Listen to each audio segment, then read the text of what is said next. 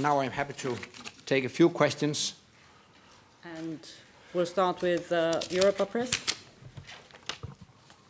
Thank you, Secretary General. I would like to ask if you don't have a bit of a bad taste in the mouth seeing how the operation has ended with Gaddafi, because I know that he was never an objective of the mission, that's very clear. And we now know that the attack that the NATO participated in that halted the convoy didn't actually kill Gaddafi. Would you have preferred him to have been taken to The Hague? I don't know if you have, because yesterday as well, in your statement, you made it very clear to the CNT that they had to show restraint now with how they deal with the rest of the pro-Gaddafi forces. Thank you.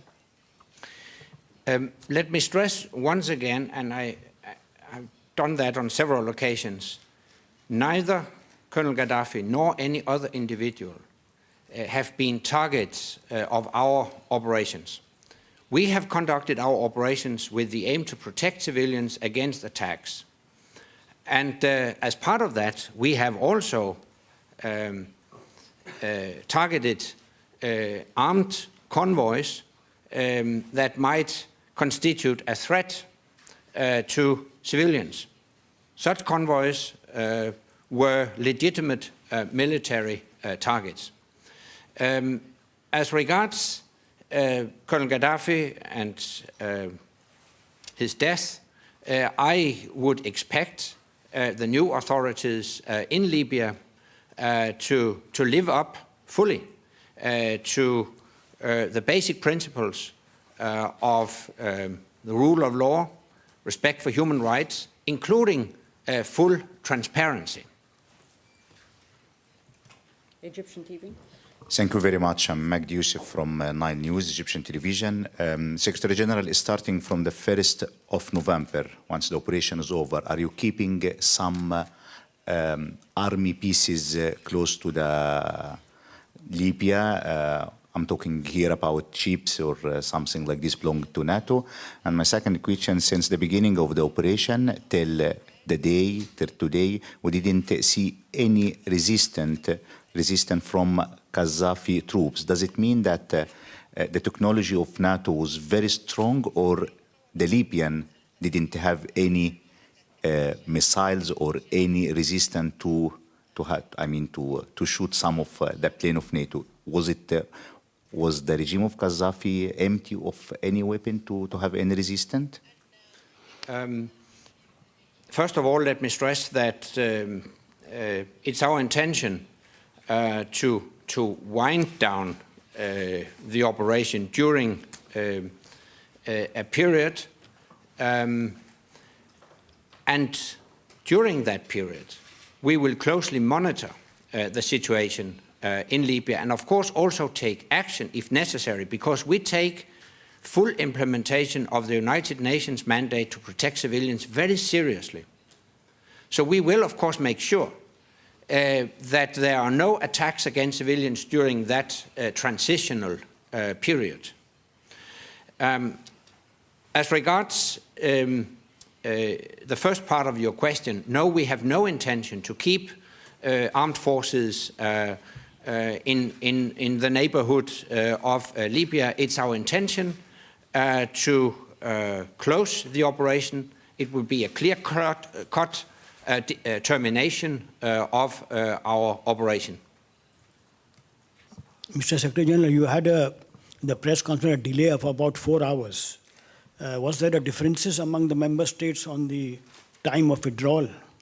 Thank you. No, as you know, we take all decisions by consensus. So per definition, the message I have delivered today is based on a unanimous decision in the Council. But this is serious business. It was serious business to take on the responsibility of this operation in Libya. It is also serious business to take the decision to terminate such an operation, because we take full implementation of the United Nations mandate very seriously. So of course we have discussed many aspects of this, but this is a decision taken by consensus in the Council and with support of our operational partners. One last question, NPR. Terry Schultz with the National Public Radio and Global Post. Sir, when you say that you expect the NTC to follow the rule of law, does that mean that you would join calls for an investigation into the death of Colonel Gaddafi? Do you have concerns that the Geneva Convention on Treatment of Prisoners may have been violated here, since we did see pictures of him alive and then killed? And also, I realize that once again that NATO doesn't target individuals, but do you have any information on the whereabouts of Saif al-Islam? Thank you. No, we have no knowledge of his whereabouts. And I think it's very important to stress that now it is the responsibility of the Libyan authorities to deal with the internal Libyan affairs.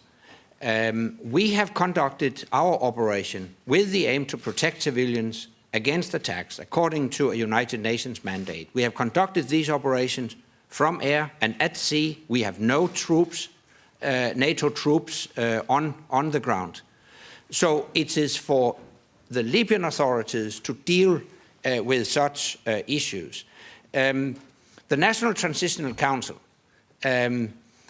has called for freedom and democracy. And this is the reason why I take it for granted that the new authorities in Libya will live up to their international responsibility, will live up to the basic principles of democracy, including the respect for the rule of law and human rights.